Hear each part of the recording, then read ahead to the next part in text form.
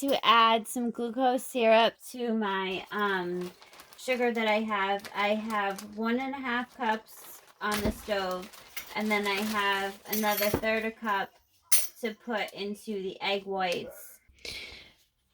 This is a pastry brush I use. It's by OXO. It has like silicone fibers in there, and it's high heat temp. It's high temp safe.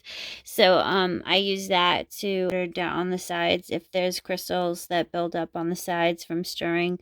But you do not want to stir once it starts boiling. Once it starts boiling, do not stir it. I'll be right back and check the temp of this sugar syrup. So I started my eggs. I put 1/4 teaspoon of cream of tartar in with 3/4 cup of egg whites. And over at the stove, I have the sugar syrup going, and it's at 220, and it's about to boil, so I got to keep an eye on it. This other 1/3 cup of sugar into the eggs, a little bit at a time.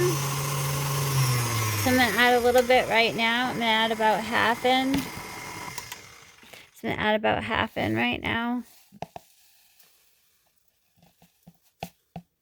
Okay, and low speed just to incorporate everything. Because you want to add this hot sugar syrup once this has reached this peak. Or at least, you know, medium peak. Okay, so this is at 230. That's perfect. All right. It's starting to boil, as I said it would. So this is us coming back to it just a few minutes later.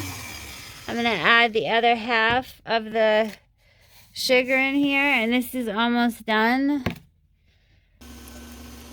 And as I said, once it gets to about 250, we're going to take it off here and pour it in there, and that's Italian meringue. And then after that, when it's cooled down, you can feel the bowl. You can put you know, ice around it or some frozen peas or whatever to cool down the bowl of the meringue. But the meringue has to be at the same temperature as your butter, or it's going to separate. So it needs to be at room temperature, the butter. If it separates, it's okay. Just keep whipping it and it will eventually come together. Alright, so it's getting to 240. I do it to 250 to make sure all the water is cooked out of it. It's almost there. I'll be right back. Alright, so we're really close to 250 now. Okay, so I added the sugar syrup slowly. I'm sorry I couldn't do it with just one hand. I just wanted to quickly show how easily this comes together. I had all my ingredients out and ready, and it took less than, you know, it didn't take much time at all. I'm just going to keep this on a low setting until it cools down. Let the meringue get higher. Turn it up a little bit. You do want it to get to, you know, stiff peaks and glossy.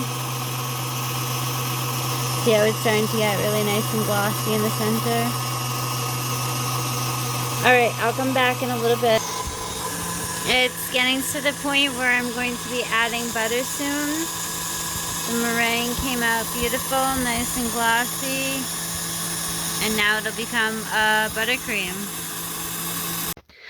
And to know if it is done, the meringue, you just need to check the peak. And that's a nice peak. Perfect. Now, you test it to see if it's cool. Once it's the same temperature as your butter, then you can begin to add the butter to the meringue and meringue buttercream. Italian meringue buttercream to be exact. This is what my Italian meringue buttercream looks like. It's beautiful. It still needs to mix up a bit. just to get it nice and fluffy. And then I'll run a beater through it to get rid of the air pockets. And then color it and start my cake. So from meringue to buttercream. I also got to scrape the sides. But looks good. Yay! Silky, delicious Italian meringue. Beautiful.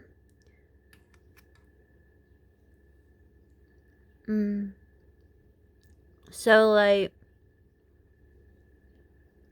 So airy.